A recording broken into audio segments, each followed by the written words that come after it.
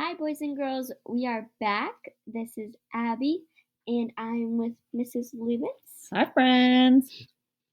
So, today we're going to be reading chapters 3 and 4.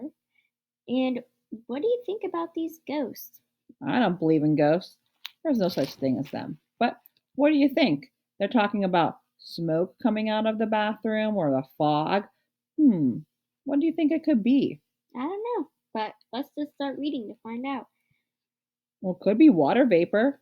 If it's cold outside and warmer inside, we know that water has its three phases. It could be a little bit of vapor, right? Someone could be cleaning in the bathroom and causing a little bit of foggy like substance. There's a lot of things that it could Yeah. be. All right, let's get started.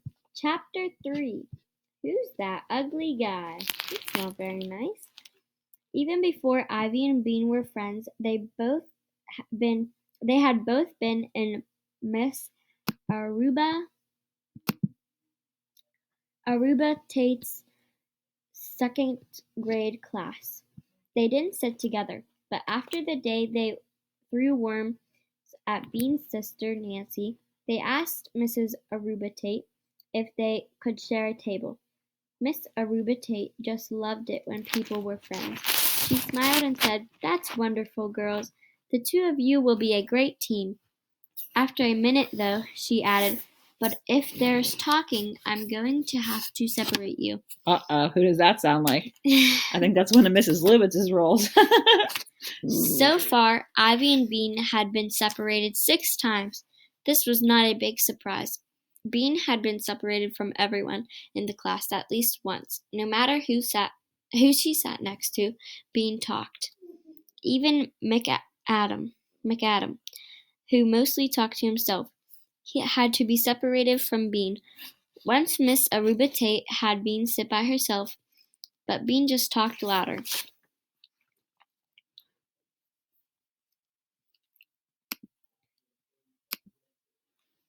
Bean tried not to talk. She promised not to talk.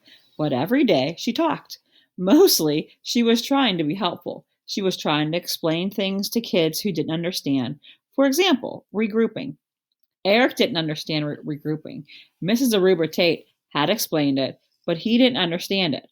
So so he added instead of subtracting.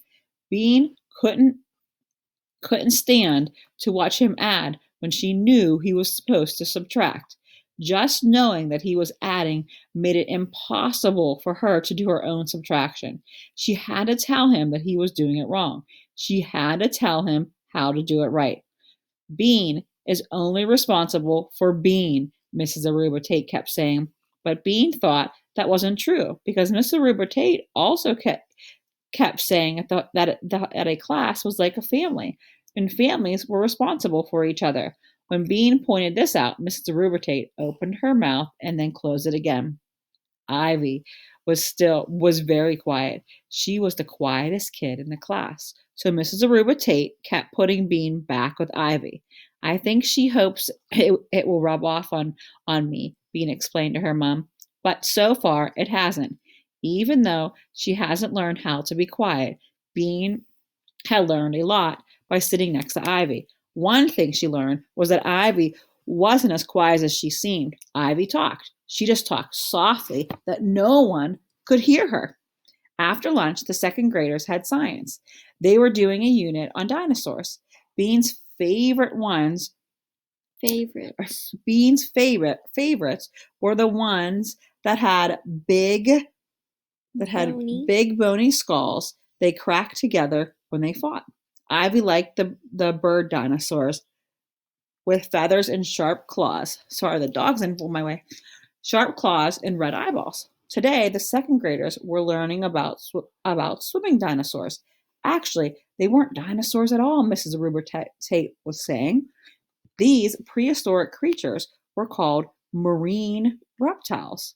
One marine reptile is Marine.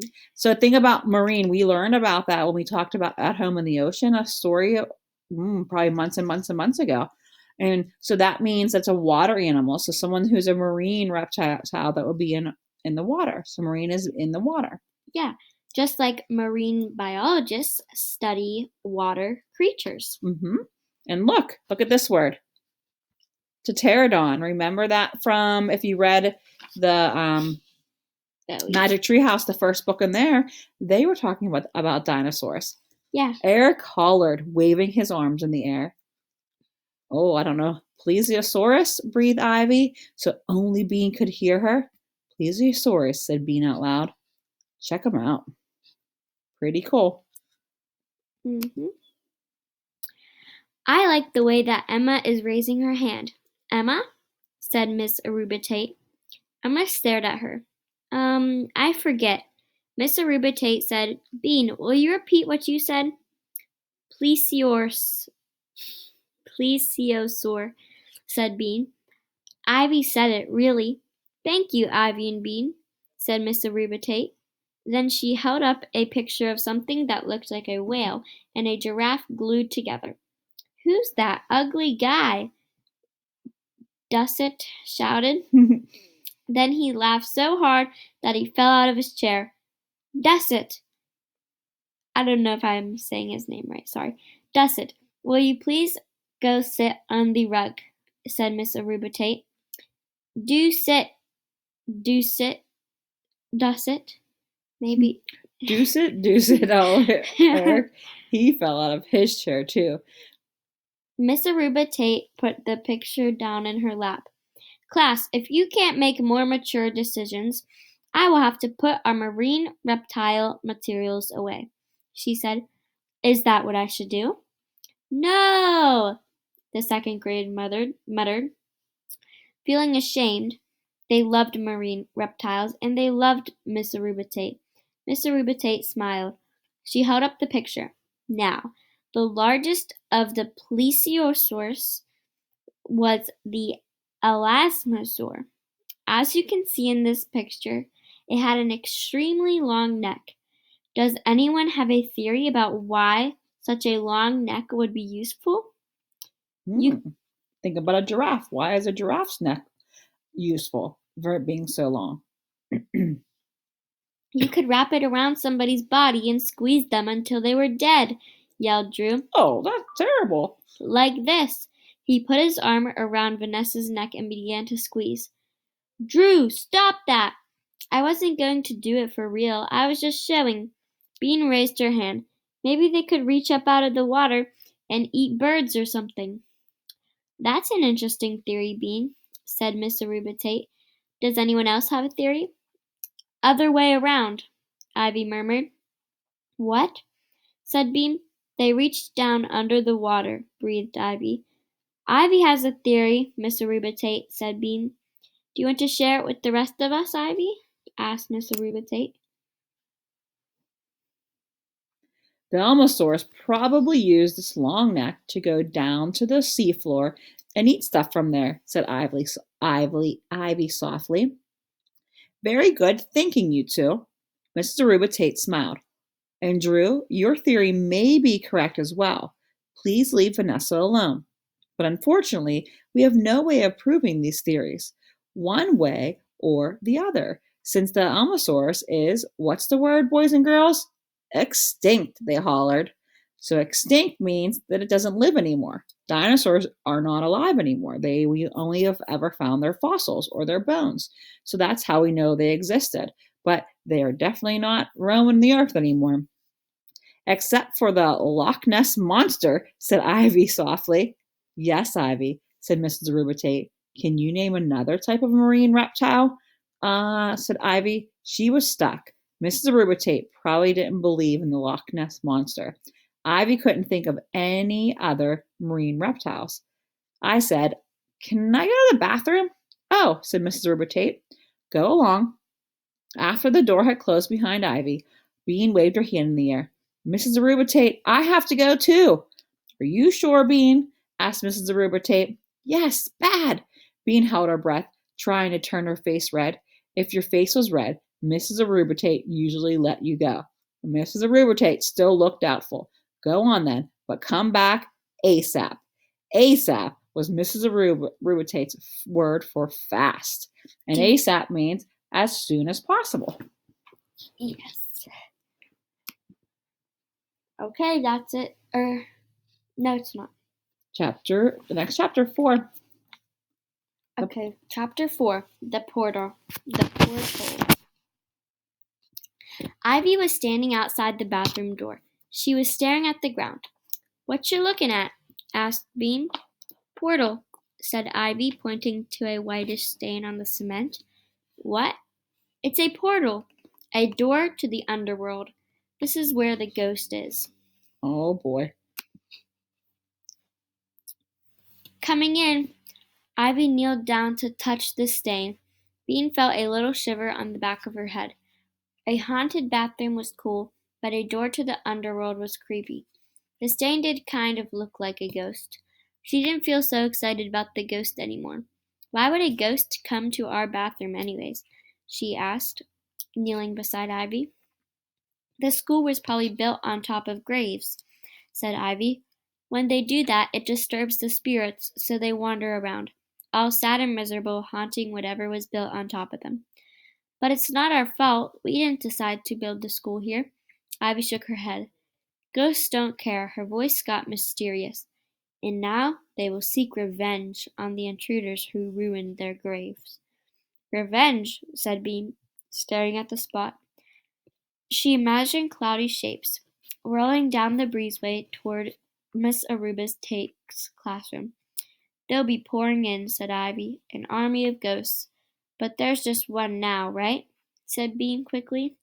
Ivy jumped up. "Let's find out," she said, reaching for the girl. An army of ghosts? No way Bean was going in that bathroom now. "Miss Aruba Tate said we had to come back ASAP," she said. Ivy saw Bean's face. "Oh, okay," she said. "Let's go back." "Put up your chairs, boys and girls," said Miss Aruba Tate. She said it every afternoon when the bell rang, and every afternoon half the class forgot. "Drew, please keep your hands to yourself. McAdam, you may not put the turtle in your backpack. Thank you. Um, just so you know, boys and girls, these little plus signs in a book, whenever you have a space, it means a change of scenery. It's like a new, like they were in the bathroom and now they're in the class." Okay, let's move on. Emma and Zuzu were already on the field when Ivy and Bean got there.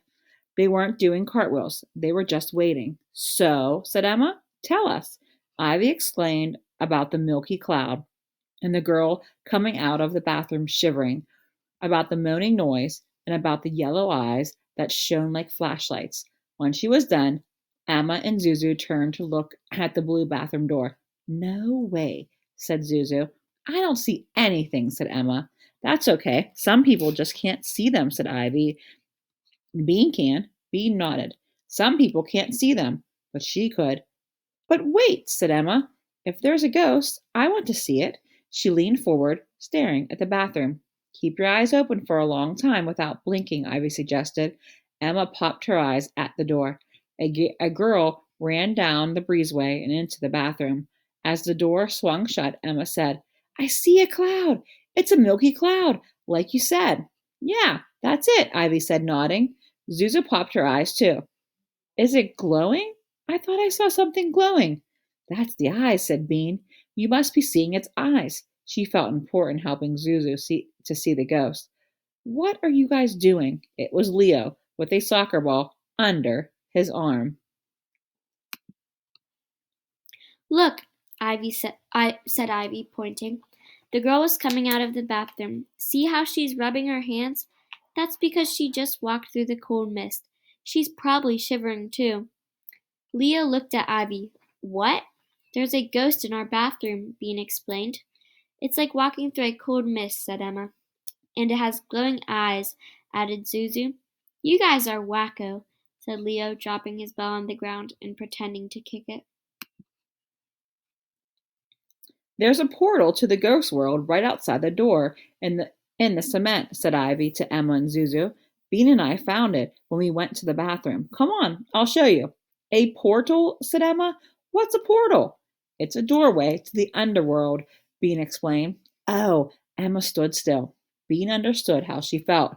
"We're not going in," she explained. "We're just looking at the portal. It will be totally safe, said Ivy. Bean knew that Ivy thought almost anything was safe. Okay, said Emma. Zuzu nodded. They started across the playground. Leo followed along, kicking the ball as he went.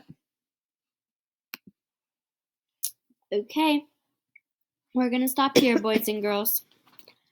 Well, come back to read the next chapters. Bye.